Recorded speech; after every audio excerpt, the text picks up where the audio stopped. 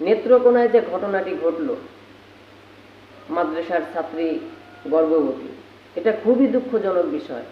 কিন্তু এর পেছনে আসল অপরাধীকে খুঁজে বের করতে হবে। আমরা সামান্য ভিউ পাওয়ার আশায় একজন মানুষের বিরুদ্ধে অভিযোগের ছাপ লাগিয়ে দেই। যে আলেমের বিরুদ্ধে অভিযোগের ছাপ উঠেছে তিনি আসলেই দোষী কিনা এটা কিন্তু এখনো প্রমাণিত নয়। আমরা অবশ্যই যে ব্যক্তি দোষী তাকে চিহ্নিত করতে হবে, সে যেই হোক তাকে যথাযথ শাস্তি দিতে হবে। আসসালামু আলাইকুম ওয়া রাহমাতুল্লাহি ওয়া বারাকাতুহু। আলহামদুলিল্লাহি ওয়াহদা ওয়াসসালাতু ওয়াসসালামু আলা মান লা নাবিয়্যা বা'দা। সম্মানিত বন্ধুগণ, দূরে এবং কাছে যে যেখান থেকে শুনছেন, আশা করি আপনারা প্রত্যেকেই ভালো আছেন এবং সুস্থ আছেন। অন্যায়, অবিচার, জিনা, ব্যভিচার, অশ্লীলতা, ধর্ষণ, শিশু ধর্ষণ বন্ধ হচ্ছে না। যুগের পরে যুগ আমরা দেখেই আসছি আমাদের দেশের জিনা, ব্যভিচার বেড়েই চলেছে, ধর্ষণ, শিশু ধর্ষণ বেড়েই চলেছে। এর মূল কারণ হচ্ছে আমাদের দেশে যথাযথ শাস্তির ব্যবস্থা না থাকা।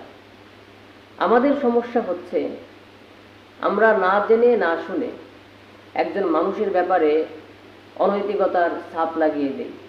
নেত্রকোনায় যে ঘটনাটি ঘটল, মাদ্রাসার ছাত্রী গর্ভবতী, এটা খুবই দুঃখজনক বিষয়। কিন্তু এর পেছনে আসল অপরাধীকে খুঁজে বের করতে হবে। আমরা সামান্য ভিউ পাওয়ার আশায় একজন মানুষের বিরুদ্ধে অভিযোগের ছাপ লাগিয়ে দেই। যে আলেমের বিরুদ্ধে অভিযোগের ছাপ উঠেছে তিনি আসলেই দোষী কিনা এটা কিন্তু এখনো প্রমাণিত নয়।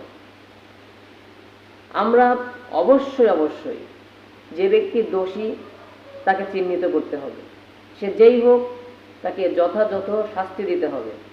ইসলামের যে বিধান রয়েছে সেই বিধান অনুযায়ী যদি শাস্তি প্রয়োগ করা হয় তাহলে ইনশাআল্লাহ আমাদের দেশ থেকে অন্যায়, অবিচার, জিনা, ব্যভিচার, ধর্ষণ, শিশু ধর্ষণ বন্ধ হবে।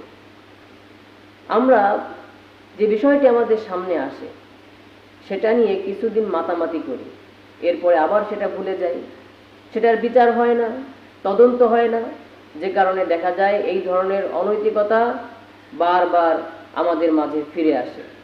প্রিয় বন্ধুগণ, দেশবাসীর কাছে আবেদন থাকবে, আপনারা হুজুগে মাতাল না হয়ে আসলে যে ব্যক্তি দোষী তাকে খুঁজুন, তাকে খুঁজতে সহায়তা করুন, এবং যে ব্যক্তি দোষী সাব্যস্ত হবে তার ব্যাপারে কোনো অনুগ্রহ নয়, ইসলামের যে শাস্তি রয়েছে সেটা প্রয়োগ করতে হবে। আমরা কেন অযথা একজনের ব্যাপারে ট্যাগ লাগিয়ে দেব? ইসলামে শাস্তি যতটা কঠিন সেই অপরাধ চিহ্নিত করাও ততটা কষ্টকর। অপরাধ চিহ্নিত না হওয়া পর্যন্ত কারো ব্যাপারে কোনো ট্যাগ লাগানো যাবে না। সেখানে যদি আপনি থাকতেন তাহলে আপনার কি অবস্থা হতো? হ্যাঁ, যদি অপরাধী সাব্যস্ত হয় সেটা যেই হোক, আলেম নামের হোক অথবা বেআলেম নামের হোক, যে অপরাধী হিসেবে প্রমাণিত হবে তাকে যথাযথ শাস্তি প্রয়োগ করতে হবে। কিন্তু প্রমাণিত হওয়া ছাড়া কারো ব্যাপারে আমরা বলতে পারি না সেই ব্যক্তি দোষী। সম্মানিত বন্ধুগণ, এই যে জিনা, ব্যভিচার আমাদের দেশে চলে, সারা পৃথিবী জুড়ে চলছে, এগুলো বন্ধ না হওয়ার কারণ হচ্ছে শাস্তি না হওয়া। ইসলামে এর একটা বিধান রয়েছে। শাস্তি কি? আল্লাহ রাব্বুল আলামিন কোরআনুল কারীমের ভেতরে জিনাকারী এবং জিনাকারিনীর শাস্তি কি হবে বলে দিয়েছেন। আয-যানিয়াতু ওয়াজ-যানি ফাজলিদু কুল্লা ওয়াহিদিম মিনহুমা মিআতা জালদা ওয়ালা তা'খুযকুম বিহিমা রা'ফাতুন ফি দীনিল্লাহি ইন কুনতুম তু'মিনুনা বিল্লাহি ওয়াল ইয়াউমিল আখির ওয়ালিয়াশহাদ আযাবাহুমা তা'iফাতুম মিনাল মুমিনিন।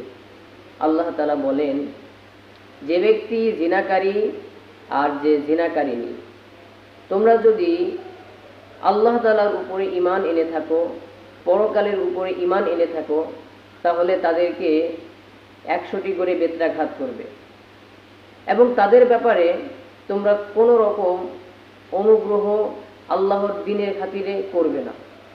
সম্মানিত বন্ধুগণ, যদি আমরা অপরাধীকে চিহ্নিত করে জনসম্মুখে এনে তাদের শাস্তির ব্যবস্থা করতে পারি তাহলে এই অপরাধের পুনরাবৃত্তি হবে না।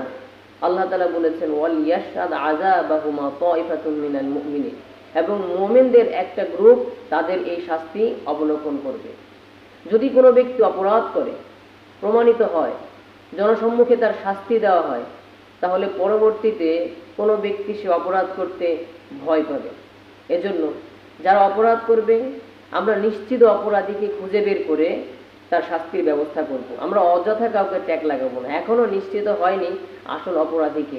আসল অপরাধী খুঁজে বের করতে হবে, তারপরে যথাযথ শাস্তি দিতে হবে। আমরা যে আয়াত বললাম এটা হচ্ছে তাদের জন্য যারা এখনো পর্যন্ত বিয়ে শাদী করেনি, কিন্তু যারা বিবাহ করেও জিনা ব্যভিচার করে তাদের ব্যাপারে রাসূল সাল্লাল্লাহু আলাইহি ওয়াসাল্লাম রজমের কথা বলেছেন।